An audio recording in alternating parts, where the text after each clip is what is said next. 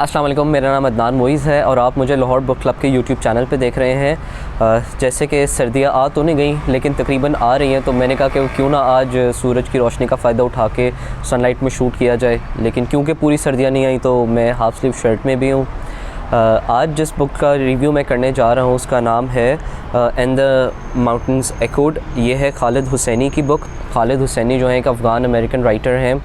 इन्होंने आज तक 4 बुक्स लिखी हैं। उनकी पहली किताब जो थी उसका नाम है द काइट रनर, जो कि बहुत ही फेमस हुई थी, बहुत ज़्यादा उसको अवार्ड्स भी मिले, क्रिटिकली अक्लेम्ड बुक थी।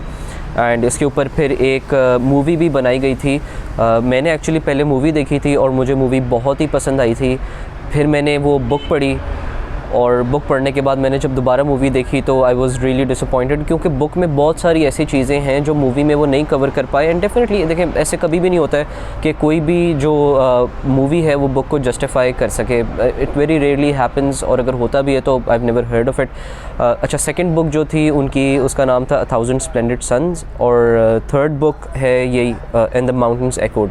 फोर्थ बुक भी है, आई थिंक उसका नाम मैं थोड़ा सा भूल रहा हूँ, शायद सी प्रेयर इस तरह करके है, लेकिन वो बुक नहीं है, it's a novella. I think 15-20 pages पे बेस्ड है और उसमें भी कोई 2-3 लाइंस की इस तरह की लिखी हुई है, लेकिन it's also very heart breaking. एक चीज़ जो खालिद हुसैनी की हर बुक में होती है वो होती है हार्ट ब्रेक। इनके पहले जो 2 नॉवेल्स थे वो बस एक थर्ड पर्सन में सुनाए गए हुए हैं।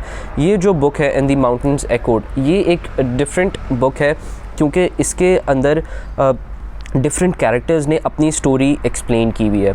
अच्छा, तो ये बुक के वैसे तो इस तरह से काफ़ी सारे पार्ट्स हैं क्योंकि 1 बाय 1 कुछ कैरेक्टर्स अपनी स्टोरीज़ एक्सप्लेन करते हैं और एंड में उनको जलन किया जाता है।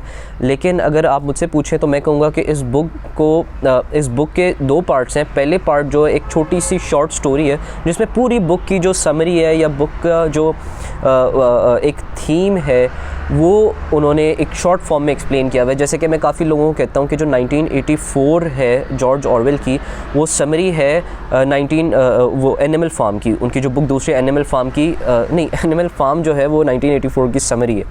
तो इसी तरह से ये बुक में भी है कि शुरू में उन्होंने एक छोटा सा एक शॉर्ट स्टोरी सी दी हुई है और वही पूरी बुक को एक्सप्लेन करती है। तो वो स्टोरी कुछ इस तरह से है कि एक छोटा सा विलेज होता है और उसमें ये होता है कि बार बार एक देव होता है जिसमें DIV देव कहते हैं वो उसको इस बुक के अंदर। वो आता है और वो कोई एक इंसान को खाता है और खा के फिर मतलब या खाता नहीं लेके चला जाता है and then he eats that human being up. तो इसी तरह एक फादर होता है, उसके एक बेटे को फिर वो खाता है and it tells the story of how father is raided with guilt, और वो फिर क्या करता है जब उसके बेटे को वो लेके चला जाता है एंड उसके बारे में एक स्टोरी है। और ये स्टोरी की जो एंडिंग है वही I'd say it's on the same theme as the whole of this book। ये बुक भी इस तरह के एक बाप होता है, ठीक है, उसका जो बड़ा बेटा होता है उसका नाम है अब्दुल्ला और छोटी बेटी है उसका नाम है परी। परी की मदर जो है she dies while giving birth to Pari, ठीक है, और उसके बाप जो है वो बाद में ही वो एक दूसरी शादी कर लेते हैं। तो उसकी जो उनसे भी उनको एक बच्चा होता है, और वो जो उनकी सेकंड वाइफ होती हैं उसका जो भाई होता है वो अब्दुल्ला के फ़ादर को एक जॉब दिलाने की कोशिश करते हैं जहाँ पे वो काम कर रहे होते हैं। तो अब्दुल्ला के जो फादर होते हैं ही गोज़ टू काबुल, अपनी बेटी को लेके जा रहा होता है काबुल। अच्छा, ये जो परी है और अब्दुल्ला है बहन भाई, इन दोनों का रिश्ता जो है इट्स वेरी सॉलिड। मतलब अब्दुल्ला जो है वो परी का एक रोल मॉडल है, एक हीरो है, and he means the world to him and she means the world to him as well. वो एक दूसरे के साथ बहुत ज़्यादा अटैच्ड होते हैं और बहुत ज़्यादा जुड़े हुए होते हैं। तो फिर ये स्टोरी स्टार्ट होती है कि वो काबुल जाते हैं एंड वहाँ पे किस किस्म की जॉब मिलने वाली होती है अब्दुल्ला और परी के फादर को, and whether not it's a job और नॉट, वहाँ पे वो एज थिंग्स अनफोल्ड तो उसमें समझ आती है। तो फिर डिफरेंट लोगों के पर्सपेक्टिव से ये स्टोरी सारी over the next 20-30 years explain की हुई है। परी के पर्सपेक्टिव से भी की गई है, और परी की जो मैं एक्चुअली गिव अवे कर दूंगा कोई चीज़ें, तो मैं इसके बारे में नहीं और बात करना चाहता, लेकिन परी के पर्सपेक्टिव से है, अब्दुल्ला के पर्सपेक्टिव से है। फिर जो इनके अंकल होते हैं जो इसके बाबा को जॉब दिलाने वाले होते हैं, नबी, उनके पर्सपेक्टिव से एक्चुअली बहुत मेजर चंक है जो इनके पर्सपेक्टिव से भी बताया गया है। तो डिफरेंट लोगों के पर्सपेक्टिव से ये स्टोरी बताई जाती है और बहुत बेसिकली होता ये कि Pari and Abdullah are separated for the reason that you will read in this story. लेकिन इस बुक का जो मेजर बिल्डअप है या थीम है वो मेनली इसी चीज़ के ऊपर है कि कैसे और क्या परी और अब्दुल्ला दोबारा मिल पाएंगे या कभी मिलेंगे कि नहीं मिलेंगे। यूजुअली खालिद हुसैनी की बुक्स जो हैं वो एक होती तो बहुत ट्रेजिक हैं लेकिन एक अच्छे एंड की तरफ हमेशा आ रही होती हैं जनरली स्पीकिंग। तो इसमें भी एंटिसिपेट यही किया जाना चाहिए या किया जा रहा होगा कि एक अच्छा एंड होगा। तो वो किस तरह का एंड होता है, अच्छा होता है कि नहीं होता है, that is for you to read this book and find out. लेकिन आई थिंक जनरली ये बहुत बेहतर और बहुत अच्छी बुक लिखी हुई है। इसमें थोड़ी सी एट्रोसिटीज़ एक्सप्लेन करने की कोशिश की है जो अफ़गान लोगों ने फ़ेस की।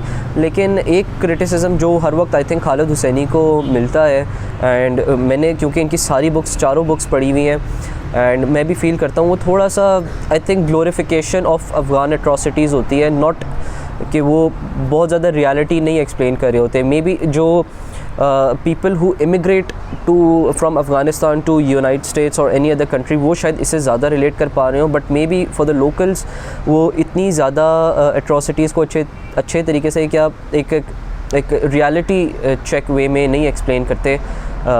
May be it's just the glorification of the atrocities. लेकिन that's just my point of view, I could be wrong, completely wrong and I apologise अगर किसी को ये बात ऑफेंड करे या नहीं समझ आए, लेकिन this is just my point of view. तो अगेन इस बुक के बारे में ये रिव्यू था। This book is based on I think 500 pages. It's a pretty long book, लेकिन क्योंकि ये कोई डिफरेंट पर्सपेक्टिव से बताई गई है, डिफरेंट लोग अब बात कर रहे होते तो इट्स लाइक कि छोटी 8-10 किताबें हैं जो आप पढ़ रहे हैं एंड ये बहुत फिर ईज़िली जो है वो ख़त्म हो जाती है, बहुत ईज़िली पढ़ी जाती है, बहुत इंटरेस्टिंग लगती है क्योंकि आप एक पर्सन की स्टोरी सुनते हैं फिर दूसरे पर्सन की स्टोरी स्टार्ट हो जाती है, दूसरा पर्सन थोड़ी बहुत बता रहा होता है तो आप पिछले वाले की किसी न किसी पार्ट से अगले वाले का पार्ट रिलेट कर रहे होते हैं। तो वो जो चीज़ होती है वो बहुत ही एक इंटरेस्टिंग लगती है। इसी तरह की एक उनकी बुक है मोहसिन हामिद की मौत स्मोक, उसका भी मैं कभी रिव्यू करूँगा। तो इस तरह की जो बुक्स होती हैं मुझे बहुत इंटरेस्टिंग लगती हैं बिकॉज़ वो एक थोड़ा राइटिंग स्टाइल भी चेंज हो जाता है। ऑल्दो मेन राइटर तो एक ही होता है लेकिन वो थोड़ा सा राइटिंग स्टाइल चेंज हो रहा होता है उसके अंदर और डिफरेंट पर्सपेक्टिव्स आ रहे होते हैं। तो क्योंकि लाइफ में तो हमें इतने पर्सपेक्टिव नहीं मिलते, लेकिन चलें इस बुक में मिल जाते हैं। तो ये चीज़ मुझे इस बुक के बारे में जो है बहुत अच्छी लगी। ये बुक जब मैंने ली थी I bought it from readings for 895 rupees. I think ये बुक बहुत इजीली, क्योंकि खालिद हुसैनी की बुक्स सारी बहुत इजीली एक्सेसिबल होती हैं, तो आई एम श्योर आपको ये किसी भी बुक शॉप पे पाकिस्तान में इजीली मिल जाएगी। पर्सनली मुझे खालिद हुसैनी की ये वाली बुक बहुत अच्छी लगी। आउट ऑफ द 4 बुक्स, चौथी वाली को एक्चुअली मैं बुक नहीं कहता, I don't know what that is, लेकिन वो कुछ और है। तो इन 3 बुक्स में से मुझे ये बुक सबसे अच्छी लगी बिकॉज़ ये एक बिल्कुल फ्रेश पर्सपेक्टिव से या एक फ्रेश स्टाइल से लिखी गई है। तो ये चीज़ मुझे इस बुक की जो है बहुत ही पसंद आई एंड इसीलिए मैं रिकमेंड करूँगा कि अगर आपने कोई भी खालिद हुसैनी की बुक नहीं पढ़ी हुई तो you should start of with this one और उसके बाद आप डेफिनेटली आई एम श्योर कि आपको बाकी भी बुक्स पढ़ने का दिल करेगा। तो आज के लिए इतना ही। Please do let us know कि आपको ये रिव्यू कैसा लगा and whether you would be interested in reading this book. Thank you very much. अल्लाह हाफ़िज़।